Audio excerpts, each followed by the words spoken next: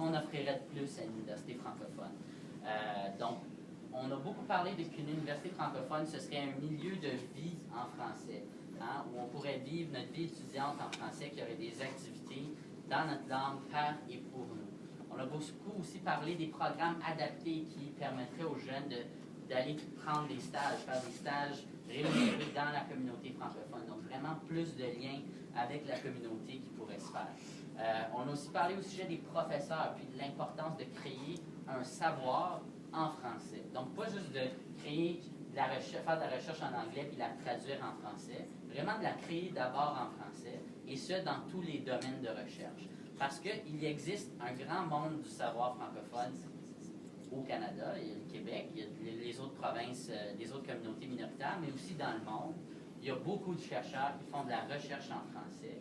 Et en quelque part, c'est de dire les francophones et les francophiles ont une mentalité qui est peut-être différente, qui ont une vision du monde qui est un peu différente d'un anglophone, que c'est pas parce que l'anglais avance partout dans le monde et que tout le monde le parle de plus en plus qu'on ne peut pas créer quelque chose par et pour nous et qui a cette vision du monde-là proprement francophone qui est différente à certains égards. Il y a évidemment des rapprochements, mais de là l'importance de se donner une institution. Ce qu'on a entendu, c'est que dans toutes les communautés minoritaires au monde qui survivent, là, toutes les communautés minoritaires qui survivent, ils ont accès à une institution universitaire qui est la leur, qui le gouverne, et ils créent leur savoir. Et pour l'Ontario français, je veux dire, on est 611 000 francophones, 1,4 million d'Ontariens qui parlent français. On a amplement la population pour créer une université. C'est pas de dire on va fermer toutes les universités bilingues nécessairement, c'est de dire on a le droit de s'en créer une qui nous ressemble et qui est la nôtre. Et comme on a vu, comme je vous ai montré les statistiques, on a créé l'université d'Algoma sur Sainte-Marie pour 700 étudiants. La province de l'Ontario a trouvé ça important d'ouvrir un campus pour 700 étudiants. Alors, quand on sait qu'il y a 25 000 jeunes dans nos écoles secondaires de langue française et qu'il y en a un autre, probablement un autre 50 000 dans les écoles d'immersion, je pense qu'il y a assez de monde en Ontario pour supporter, qu'elle soit petite ou qu'elle soit grande, c'est à voir, c'est à déterminer quels seront les programmes qui seront créés. On va déterminer ça. Évidemment, on ne veut pas dédoubler les programmes qui existent déjà. On veut créer ce qui n'existe pas.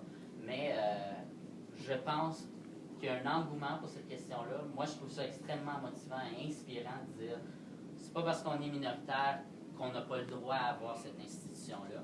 Et le réseau, depuis les 4 dernières années, défend ça en votre nom.